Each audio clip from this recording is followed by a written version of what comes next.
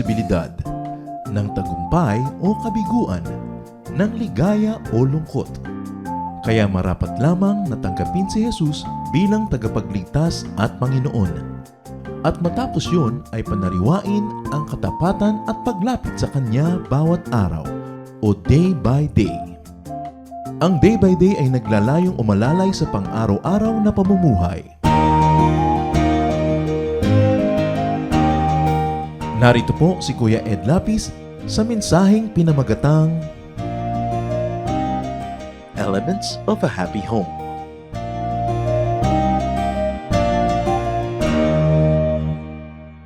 What are the parts, the ingredients, and elements of a happy home? Yan po ang ating goal, magkaroon ng mga happy homes. Kasi you spend your life in your home with your family, kung hindi masaya, sayang naman yung buhay. Minsan ka lang mabuhay sa mundong ito, hindi ka pa naging masaya, parang malaking kadayaan ang nangyari at nadaya tayo noon. We all want to be in a happy home. What are the elements of a happy home? Heavenly Father, thank you for happiness that can come only from you. And thank you that because of your love, we can turn our houses into homes. We pray, Lord, that you may be the leader of our households. That you may lead us unto greater knowledge of you, and that the fruit of knowing you, Lord, will be one that we really like to enjoy. That is happiness, peace, love, contentment. As we look at society today, O Father, we know, and we're sad, that so many homes are breaking apart. And those that seem to be one actually have so many cracks, and that there is a lot of unhappiness in many homes. Teach us from your word, so that we may review and we may be refreshed on the important elements of happiness in the home. Ipakita mo sa amin ang aming mga pananagutan, hindi lang yung aming mga privileges, hindi lang yung mga rights, but our duties as members of a family. Lead us, Father. Teach us. May you be our speaker today. Continue, Lord, to cleanse us from all our iniquities. We bring our hearts to you and ask you, Lord, to cleanse us. Give us peace so we may hear your word. Teach us, Lord, to listen and give us wisdom to understand. In Jesus' mighty name, we reject any deception of the evil one. We reject any presence of evil men and evil spirits. And we want, Lord, to enjoy the peace that can only be had under your leadership, under your care. You are our God, O God of Abraham, God of Isaac. Lead us, be the speaker. Use your servant only as your instrument. Glorify only yourself. In Jesus' mighty name we pray. We thank you and we celebrate your goodness. Amen. Sa Colossians 3:18-25, meron pong isang magandang review on how a family may have peace and happiness. Colossians 3:18-25. Wives, submit to your husbands as is fitting in the Lord. Husbands, love your wives and do not be harsh with them. Children, obey your parents in everything, for this pleases the Lord. Fathers, do not embitter your children, or they will become discouraged. Slaves, obey your earthly masters in everything, and do it not only when their eye is on you, and to win their favor, but with sincerity of heart and reverence for the Lord. Whatever you do, work at it with all your heart, as working for the Lord, not for men, since you know that you will receive an inheritance from the Lord as a reward. It is the Lord Christ you are serving.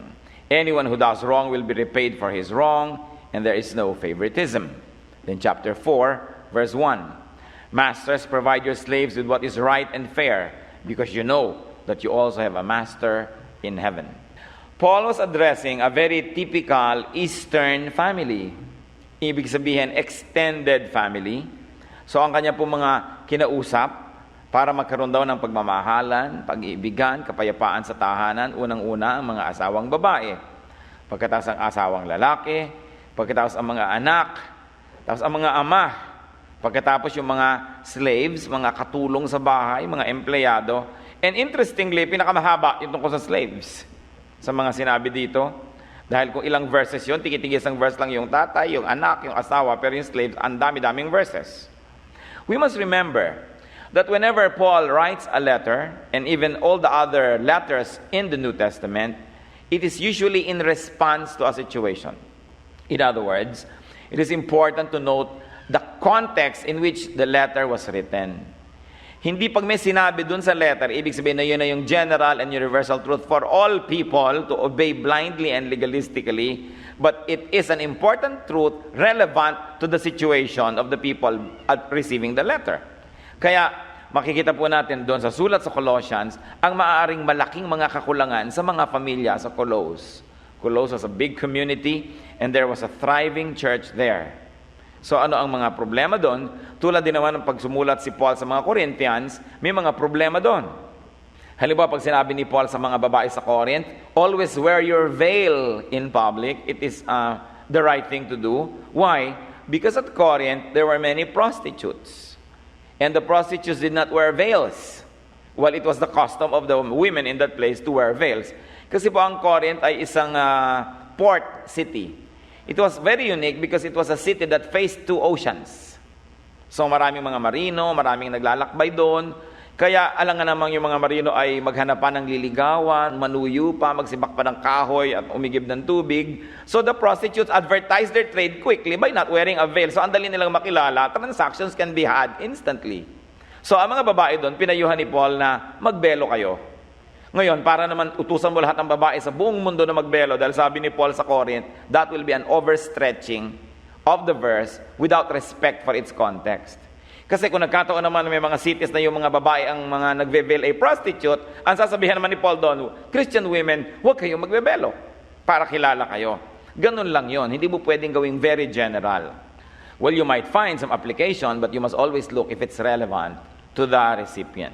Ganito rin itong elements of a happy home.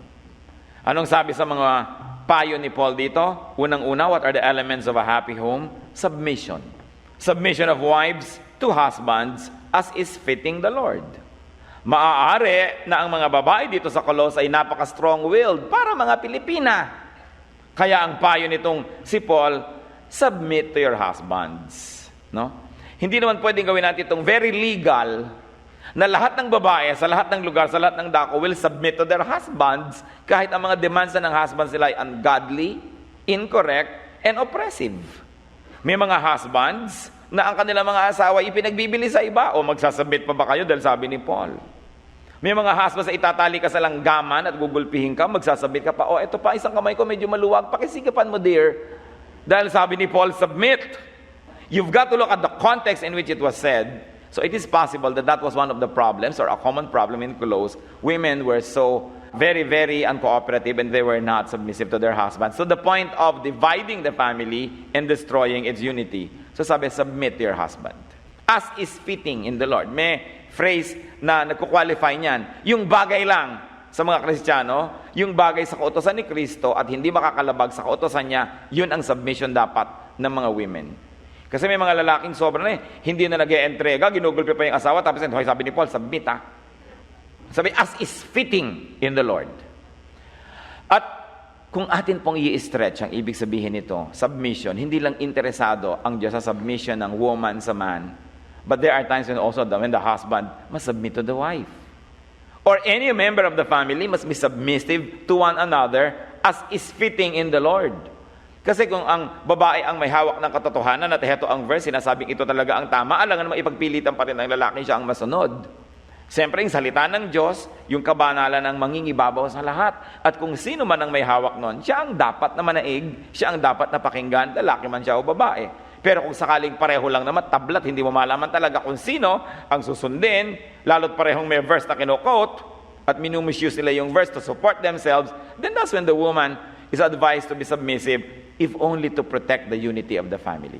Because unity is of paramount importance, and sometimes when people do not submit to each other, what happens is, sinunod ang gusto, pero nagiba, nasira, nakawatak-watak ang pamilya.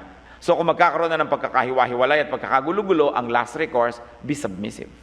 Para isa lang ang leader, isa lang masunod, isa lang ang direksyon na pupuntahan ng pamilya, hindi kayo maglalayo. Pero do not be too overly legalistic that a woman must always be submissive. Paul addressed a specific imbalance and deficiency in the society in Colossus, which may not always be true in every society everywhere. Kaya sa Ephesians 5:21, buti na lang meron din tayong ganitong verse, sinasabi, submit to one another out of reverence for Christ. Hindi na clear dito kung sino ang dapat mag-submit lagi, kundi kayo ay magparaanan, magbigayan bilang pagpipitagan kay Kristo. Kung sa inyong pagpipilit ng inyong sariling kagustuhan at paniniwala ay nag-away na kayo, nagsigawan na kayo, nagkagalit na kayo, be submissive na lang para tahimik ang buhay. Mas mahalaga sa pamilya yung may submission. Kaya kita ninyo po, hangang-hanga tayo sa mga bansa na umuunlad, Singapore, South Korea, Japan, etc. Paano ang mga citizens submissive to their government? At yung government naman submissive sila to the mandate and the will of the sovereign people. They submit to each other. Maganda yung bunga. Hindi katulad sa ibang mga bansa, ang citizen ang gusto laging isipin kung paano maiisahan yung gobyerno.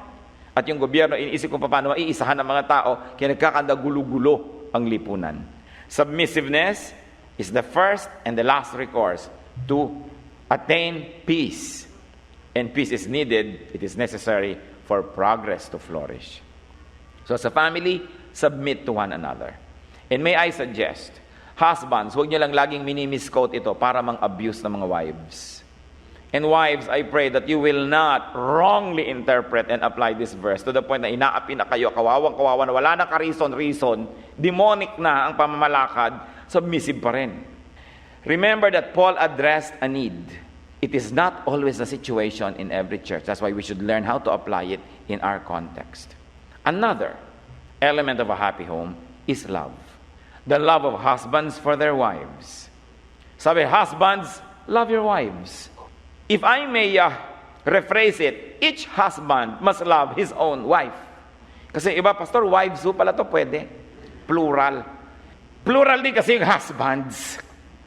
So mas magandang, bawat isang lalaki, mahalin ang inyo-inyong kani-kanyang isang asawa. Yun ang malinaw na reading dapat niyan. Hindi naman po kaduda-duda na mahal ng mga lalaki ang kanilang asawa. Pero maaaring sa close, mahal ka na, ayaw namang ipahalata. Mahal ka nga, ayaw namang sabihin, I love you. Ayaw tandaan ang birthday mo. Hindi naaalala ang iyong anniversary. Ayaw kang pagbigyan tuwing manonood kayo ng sine, puro na lamang Arnold Schwarzenegger. Ayaw niyang manood ng gusto mo na nakakaiyak. Tuwing na lang kayo kakain sa restaurant, yung gusto niyang kainan ang kakain. At syempre, dahil ikaw ang wife, pag kumain kayo sa restaurant, ikaw ang magbabayad. Paano niyo malalaman pag kirida ang kasama? Lalaki ang nagbabayad. Pag wife, siya ang maglalabas ng pitaka. So sabi sa ni Paul, husbands, alam naman natin na mahal yung asawa niyo, pero pwede ba, iparamdam niyo naman. Love your wives.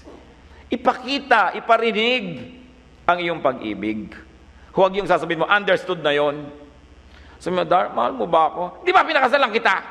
Thank you very much.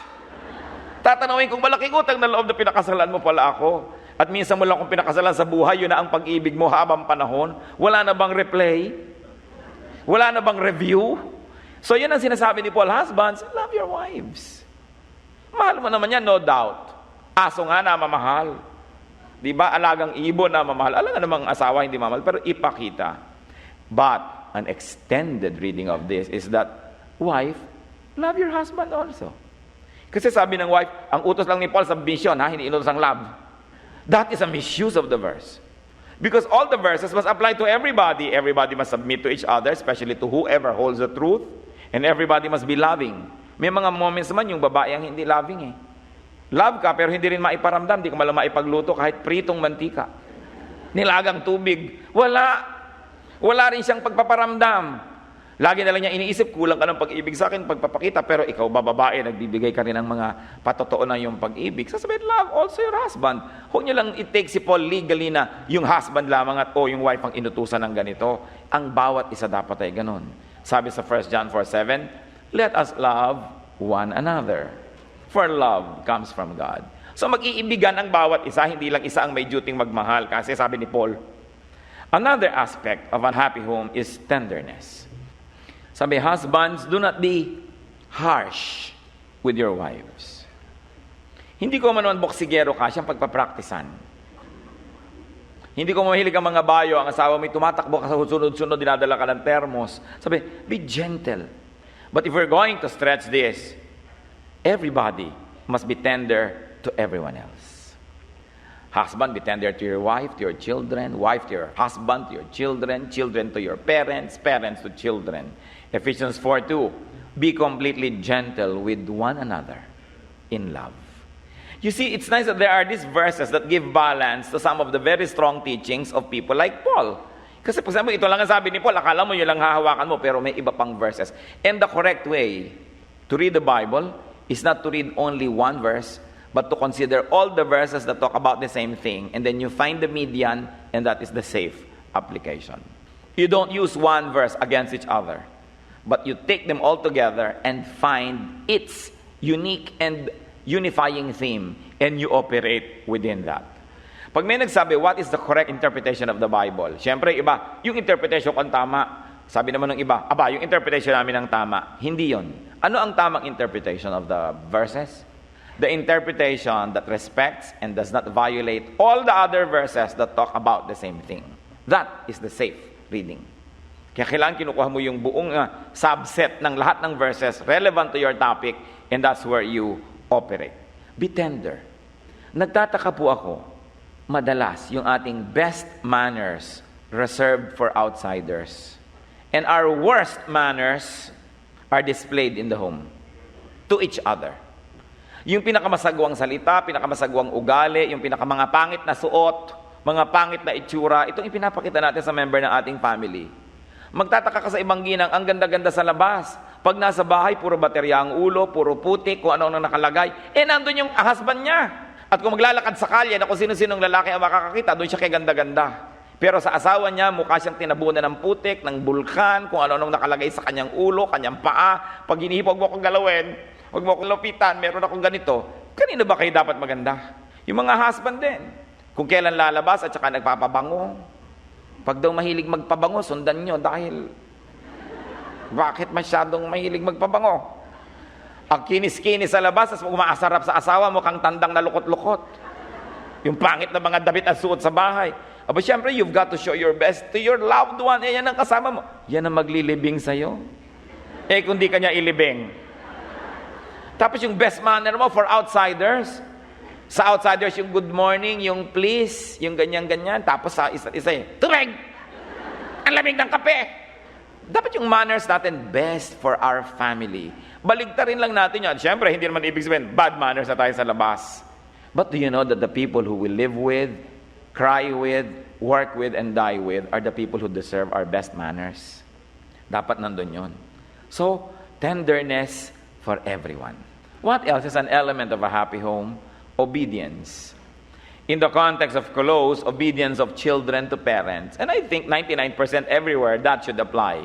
The children should obey their parents. Alam na natin yan, luma na yan. Pero ang dapat na tingnan natin ngayon, there are moments when the parents must obey the children. Hindi ko mo kayo mas matanda ay lagi kayong tama. Dapat tayo mga Kristiyano, yung karunungan, yung tama, yung rason, ang masunod, hindi yung rango.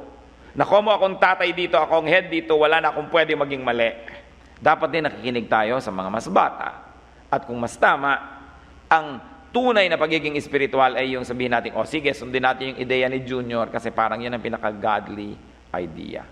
There are times when parents just have to bend and obey their children. Hindi ko masabi ni Paul, children, obey your parents. Pero ang sinasabi din, be submissive to one another, very especially to the truth.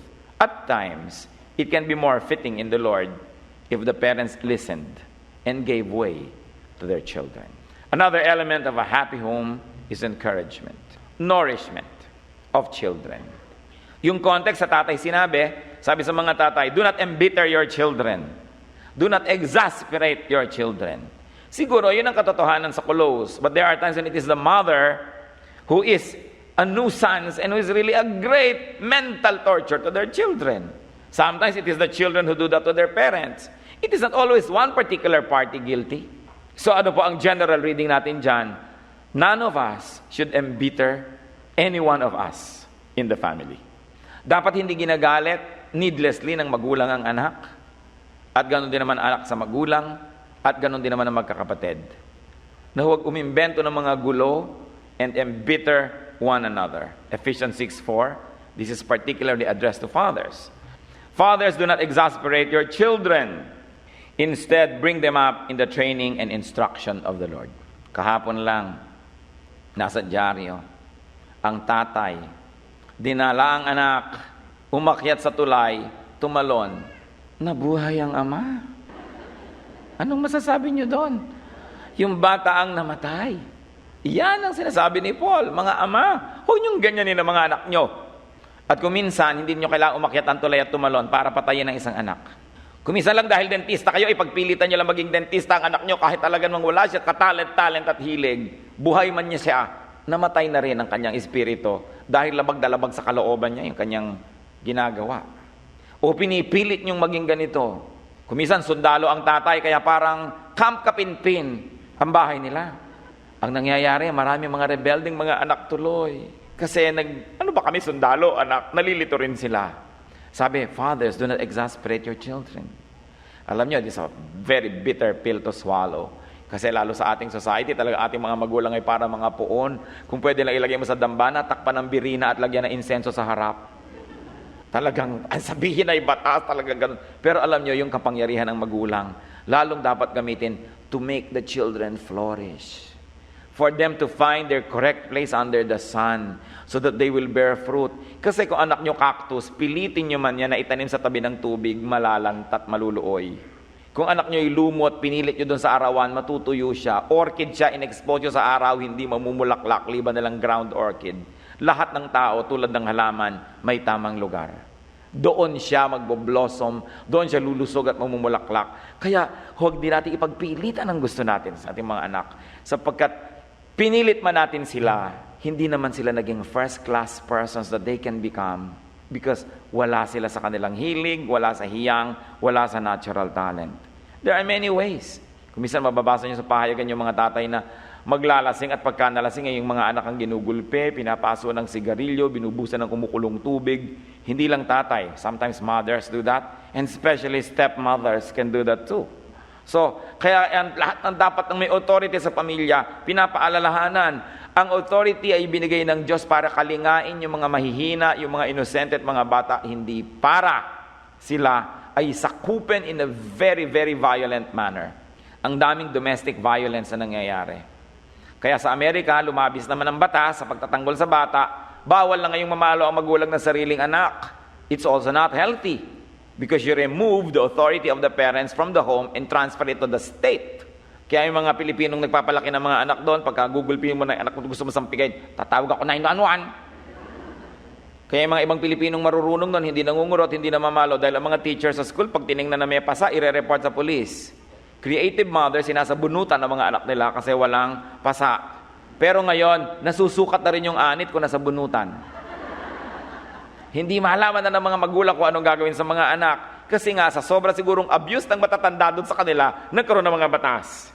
Pero dapat mild out, kaya ay natitimbang yan. Sa atin naman talaga ang totoo, napakaraming abuse sa children. Ilan pong anak nyo? 12 ho. Bakit 12? Wala kayong hanap buhay. Yan na nga pong kayamanan namin eh. So taga-tinda, taga-kuha ng ganito, taga-ganon. Sobrang na-abuse sa mga bata. Nagagamit. Kaya sabi, huwag ganon. Alam niyo kung bakit? Una, ang kapangyarihan ay ginagamit sa ngalan ng Diyos dahil ang kapangyarihan ay bigay ng Diyos.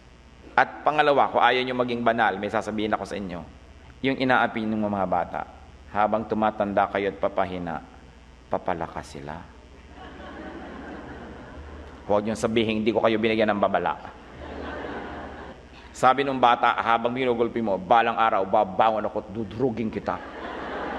Gusto nyo ba na gano'n ang nakatanim sa utak ng inyong anak, pamangkin, ng inyong mga stepchildren?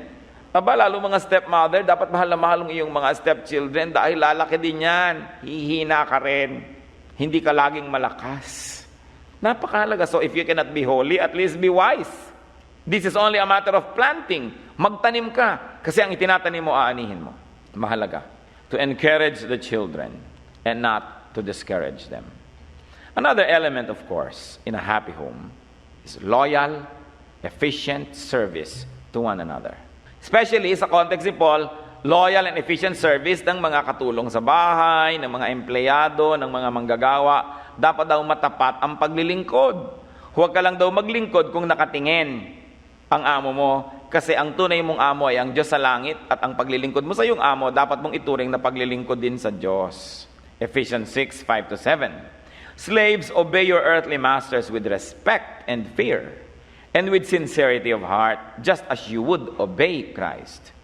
Obey them not only to win their favor when their eye is on you, but like slaves of Christ, doing the will of God from your heart. Serve wholeheartedly as if you were serving the Lord, not men. Yan po ang inilagay na turo nitong si Paul sa mga kasama sa bahay, mga empleyado, sa mga katulong, na maglingkod ka, na parang ituring mo ang pinaglilingkuran mo ang Diyos. Lahat ng ginagawa mo para sa iyong amo, ginagawa mo sa Diyos. Dahil nakatingin man o hindi ang amo mo sa iyo, nakatingin naman sa iyo ang Diyos.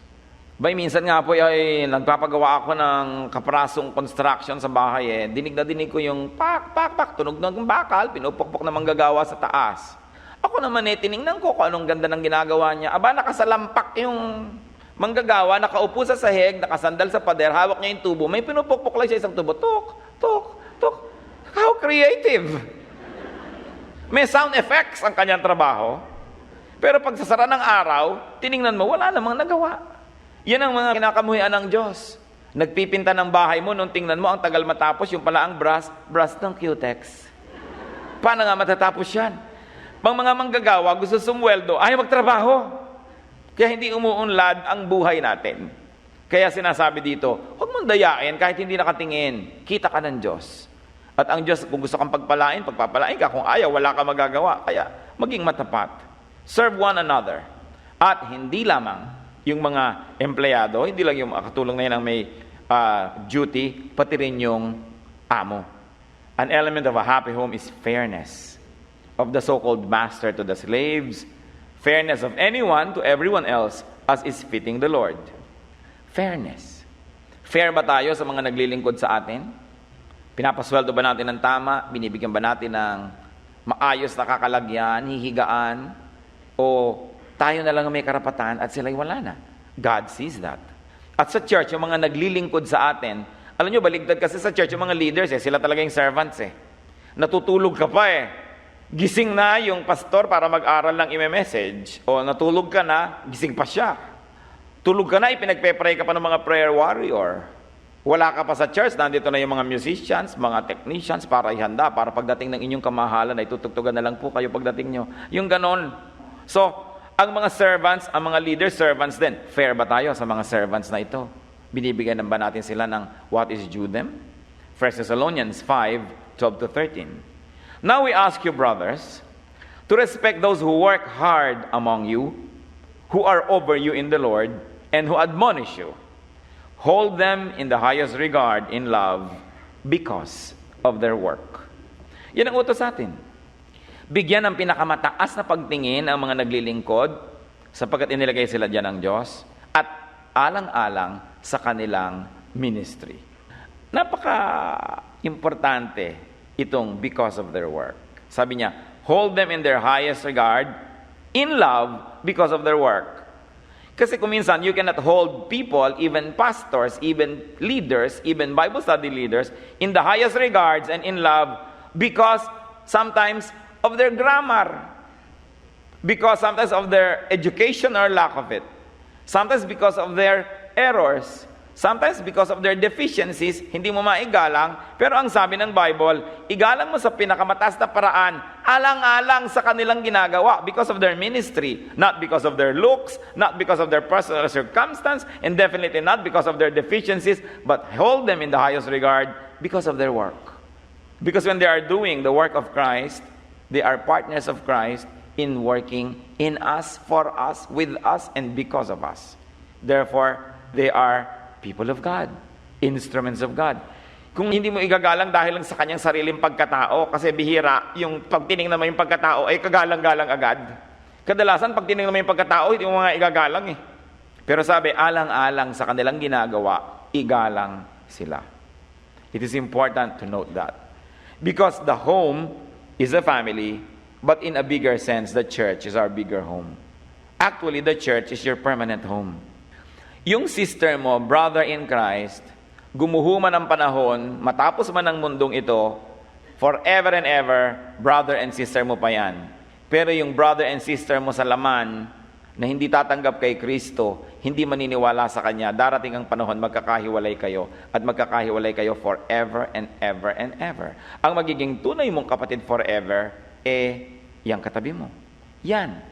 Yan na nga. Kaya pagtiyagaan na yan. Appreciatein, kilalanin, mahalin dahil yan na yan. This is our family. When you accepted Jesus Christ as Savior and Lord, you have made a covenant with God that is irreversible. You have made God your Father, and you have made yourself a child of God. Therefore, whether you like it or not, you become brother or sister to all other children of God. So you better like it.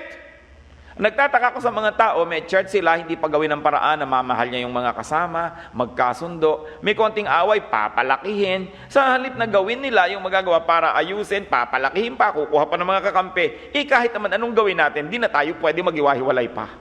So if it cannot be avoided, you should turn it into a pleasure. Halimbawa, iniwan mo yung isang kapatid mo dito, sa inis mo, lumipat ka sa ibang church, pero habang panahon ba yun, makikita-kita rin tayo pagbabalik ni Lord, at forever pa rin yun. So dapat ayusin yan. Walang-wala sa lugar, it defies intelligence, and definitely it defies spirituality, to quarrel with your brother and sister in the Lord. Especially. At kung minsan lalo, doon sa biological family natin, maiiwasan nyo ba na magkikita kayo sa mga reunion, mga burol, mga kasalan, mga kung ano-anong mga debut? Tapos mga magkakamag-anak, mag-aaway-away, hirap na hirap tuloy mag-schedule para hindi magkita, naninigas na ang leeg para huwag lang makita yung isang kamag-anak na nandun sa isang sulok. Why suffer needlessly when the same effort that you use to quarrel or to perpetuate a quarrel can be used to end it? So whatever energy we have, we must use creatively and in a godly way to finish all kinds of warfare, especially within the family. Ngayon, kung tinatamad ka lang makipag-usap, malamig ka lang, hindi naman siguro napipilit na maging warm ka and loving, pero at least hindi kayo magkaaway, hindi kayo nagsisiraan, hindi kayo nagkakagalit at nagpapahirap sa sarili. A happy home is made through hard work. A happy home is not a product of chance. Ganon din yung church. Gusto po kayong hamunin at magtanong sa inyo. Kumusta ang happiness ng inyong pamilya? Rate it from 1 to 10, 10 being the highest. Ano po ang rate ng happiness nyo? Siguro wala namang 10. Perfect na yun eh.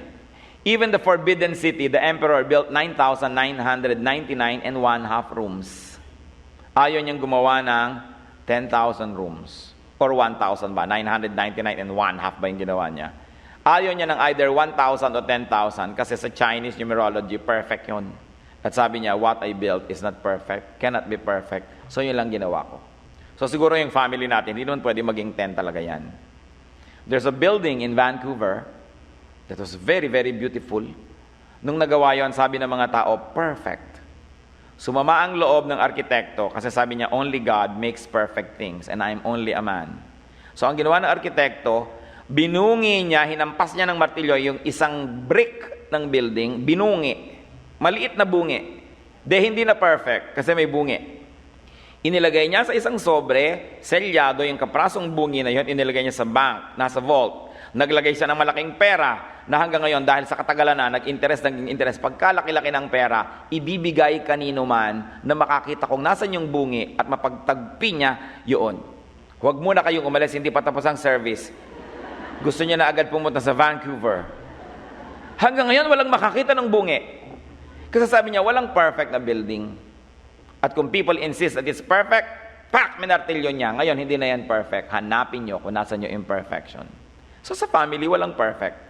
Kung inaasahan niyo magiging perfect ang husband niyo, mabibigo kayo habang panahon. Ganon din kung inaasahan niyo inyong husband, wife, children, parents. So, part of loving the family is accepting the bungi, the crack. It's all part of reality. And what is important is to appreciate what is good. Kadalasan, nag-aaway, nagkakagalitan ng pamilya because we focus on what we do not like and we don't pay attention to what is likable in the person. Laging meron yon because no person can be perfect. Even perfectly wrong or evil is impossible to achieve. So walang perfect. Fill your home with submissiveness to one another. Not only one particular person submitting to one particular person, but very especially submit to what is true. and what is good. Whoever holds it, siya ngayon ang magwawagi.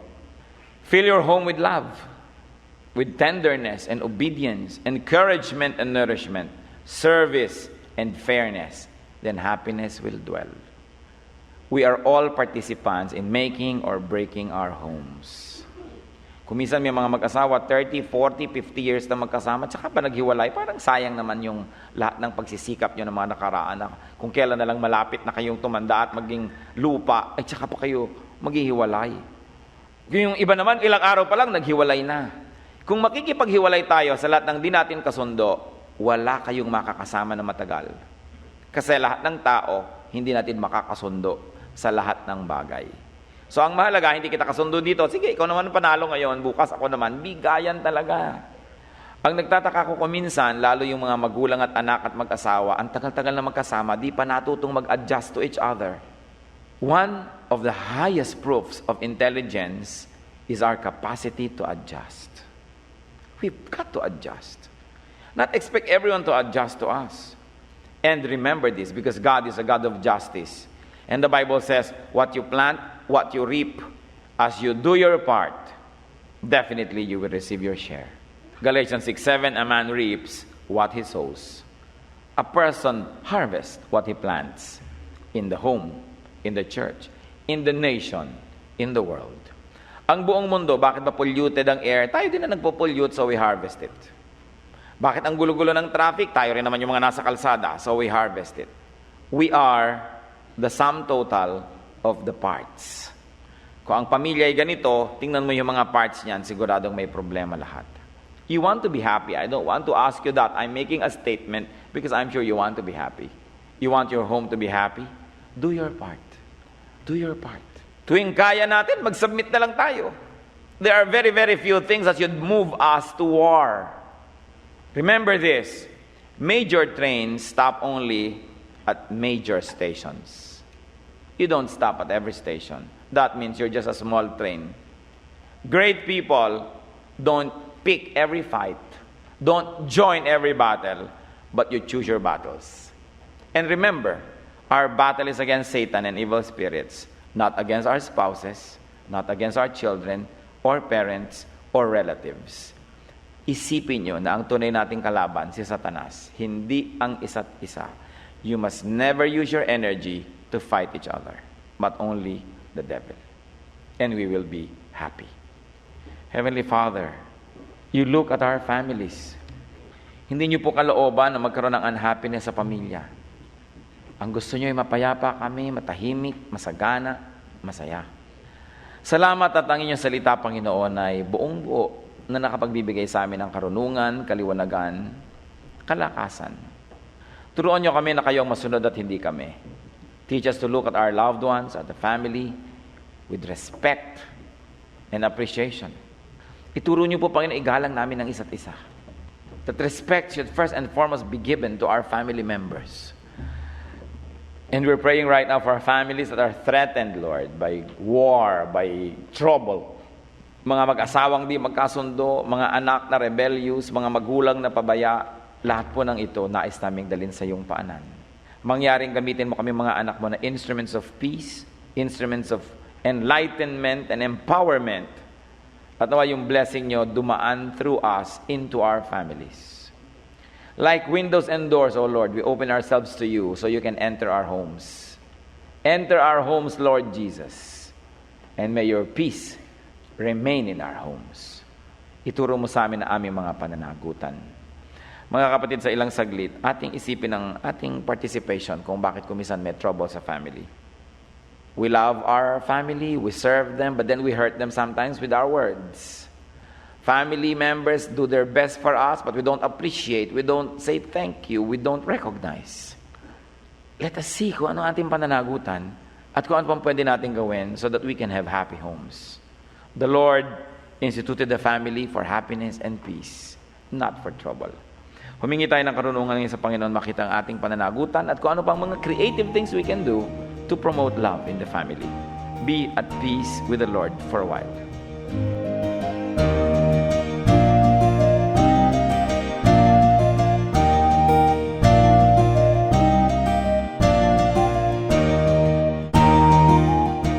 Ang katatapos pong mensahe ni Kuya Ed Lapiz ay pinamagatang Elements of a Happy Home.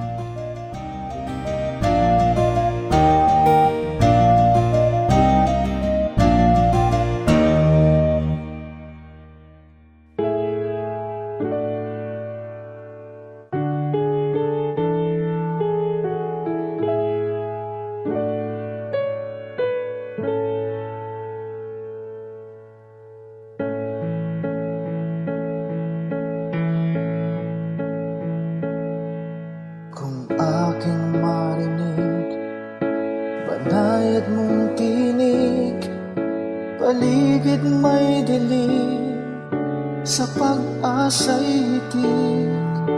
At kung sa panahon man ng kasiyahan, walang pagkalimot, dalay pasalamat.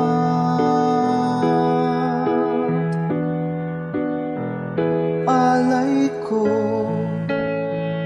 ay papuri, damhin mo pagsamba, ang pag-ibig mo sa'kin walang hanggan.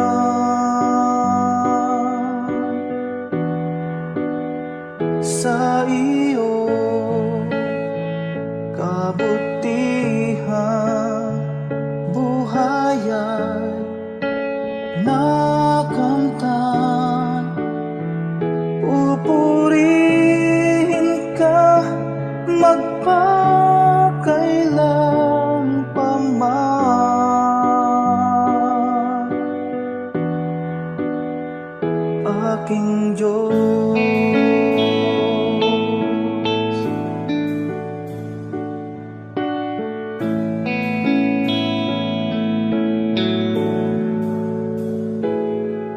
At kung magkaminsan di ka maramdaman, sa puso ko'y tiyak ika'y naririyan. Kahit sa dulo man nitong aking buhay, ika'y aking lakas, hindi mangangamba.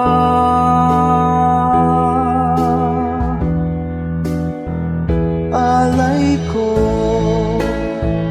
ay papuri, damhin mo pagsamba, ang pag-ibig mo sa'kin walang hanggan.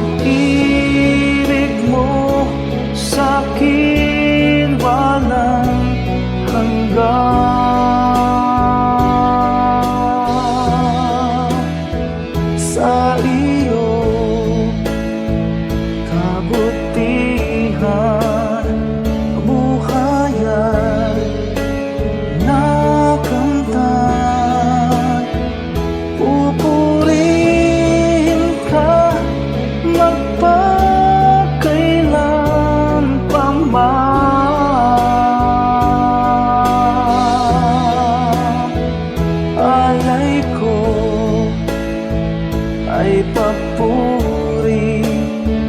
Damhin mo pagsamba, ang pag-ibig mo sa'kin walang hanggan.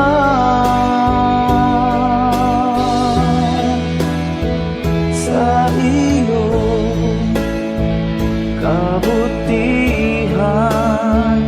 buhay ay nakamtan.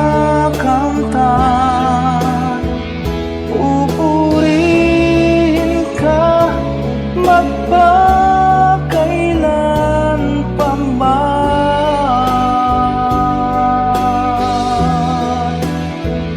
aking Diyos,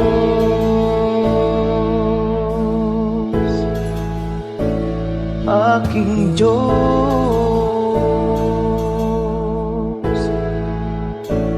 aking Diyos.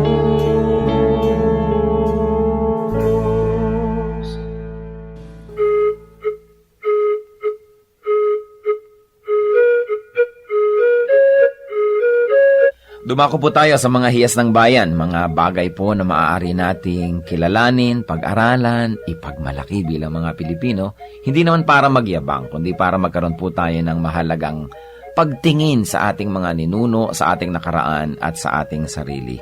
Sabi nga po, ang hindi lumingon sa pinanggalingan ay hindi nakararating sa paroroonan. Kaya mahalaga rin naman na atin pong pagbulay-bulayan, pag-aralan, yung mga karunungan ng ating bayan. At ngayon po ang ating hiyas na itatampok ay isang kasabihan. Bakit po hiyas ang kasabihan? Sapagkat bago naman tayo makagawa ng isang kasabihan, kailangan ng napakahabang panahon, ng pag-aaral, ng pagmamatyag, at ng isang sensitibong puso sa mga katotohanan sa daloy ng buhay. Bawat isang kasabihan po ay maaaring isa o maraming buhay na nagtulong-tulong, nagsama-sama upang makita ang mga batas ng buhay, ang mga daloy ng mga katotohanan. Kaya nga po ang isa nating pagbubulay-bulayan ngayon na kasabihan ng ating bayan na hinango po sa koleksyon ng UP Cultural Dictionary for Filipinos ni Thelma Quintanar at mga kasama. Sabi po ng kasabihang ito, ang bayaning masugatan, nag-iibayo ang tapang. Tama nga naman po. At ito po, kung ibabase natin doon sa kanyang pangunahing kahulugan, yun pong literal, totoo naman. Sa mga larangan ng digmaan, yung mga bayani, habang nasusugatan, habang tinatamaan at nagdurugo o kaya po ay lumilipad ang mga punglo sa paligid, ay lalong tumatapang. Yun po yung mga bayani, siyempre may mga duwag na pag nasugatan, umaatras naman. Pero ang mga bayani, pag nasusugatan, nag-iibayo pa ang tapang. Subalit higit po dito sa pangunahing kahulugan nito na yung literal, meron pa pong malalim na kahulugan siyempre ang hiyas ng bayan na kasabihan na ito.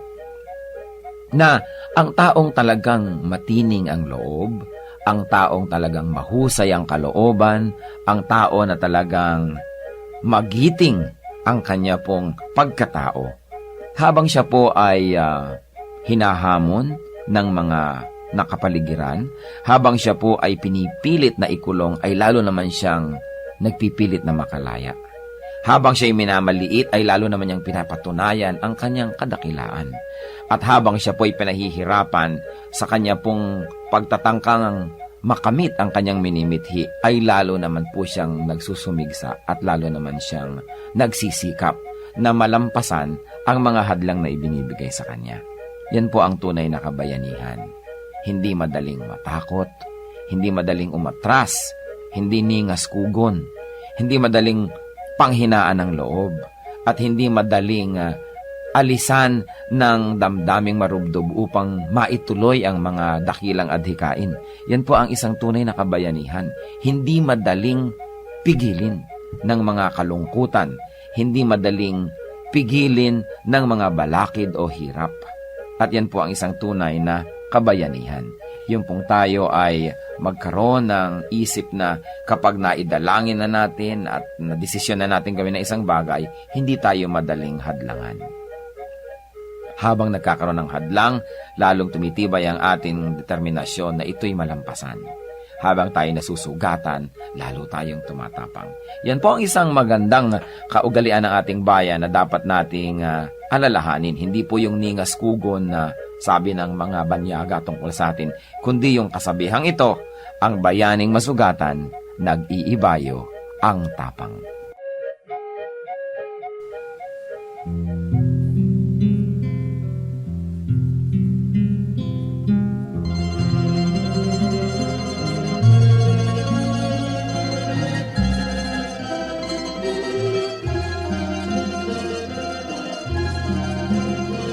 Pagdaan ng kahapon, iniwan ang layon, subalit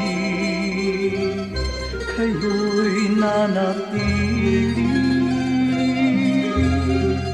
Ako'y piring man sa bukas, tadhana'y lumipas, panatag sa inyong kandili. O Jesus, sa ulayaw, hatid sa kibuhay, agapay sa paglalakbay, kaibigan kang tunay, dagli ang karamay, kailan may di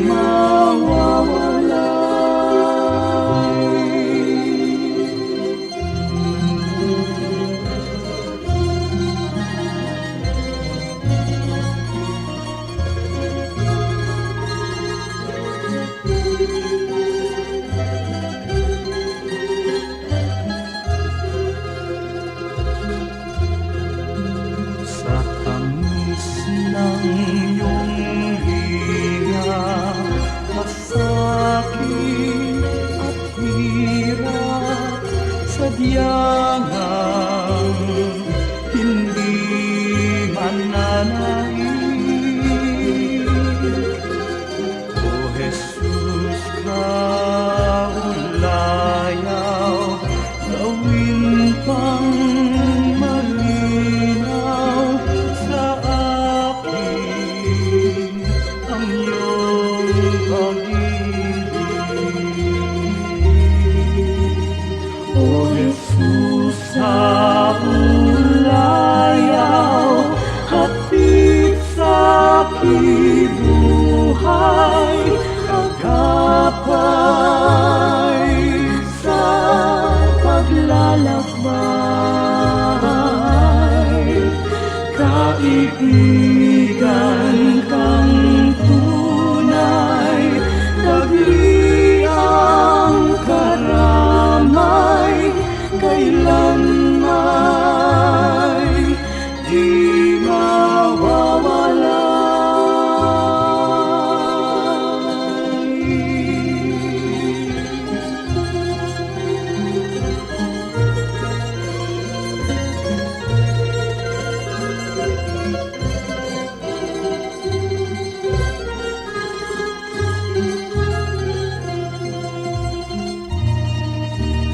O Jesus, sa ulayaw, hatid sa kibuhay, sa tuwina'y lunas ka sa aking lumbay, sa pag-ibig niyong alay, nasakdal dalisay ang puso ko'y humihimlay. O Jesus, sa ulayaw, hatid sa kibuhay, agapay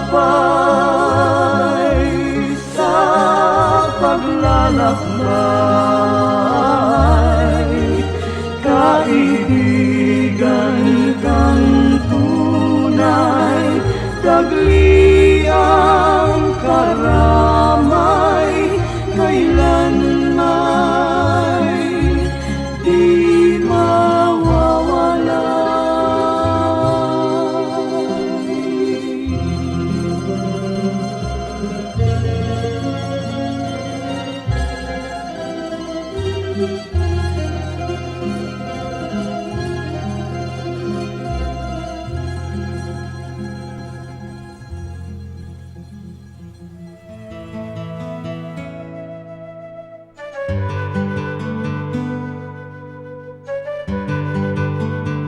Bakit kay haba-haba ng mga pagpapaalam ng mga Pilipino?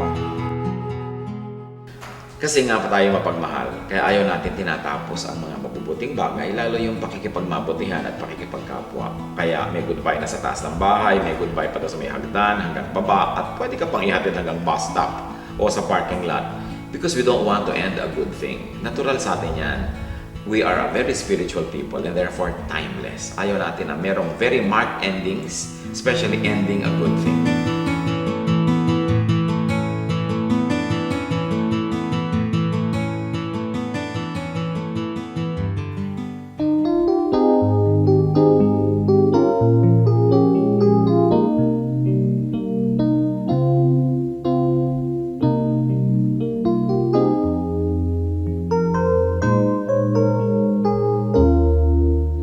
Nang ang buhay ko nooy laging nangangamba, ang pagluhay di ko kaya at walang patutunguhan. O Jesus, nang ikaw nga ang makilala ko, ang lahat iyong pinanatag, ang lahat inayos mo. Kapayapaan na nagmumula sa'yo, naranasan ko dito sa buhay ko. Kapayapaan noon pa may hinihintay, aking Panginoon sa aking buhay.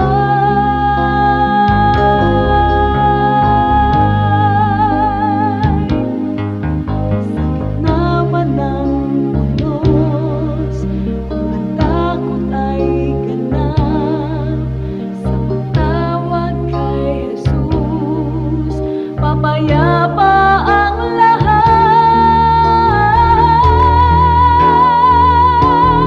Kapayapaan na nagmumula sa'yo, naranasan ko dito sa buhay ko. Kapayapaan na aking hinihintay, aking Panginoon sa aking buhay,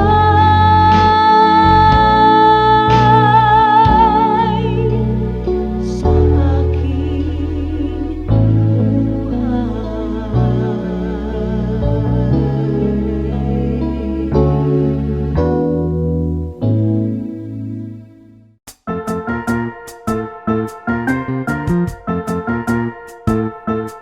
Oras na po para pansamantalang magpaalam ang programang Day by Day.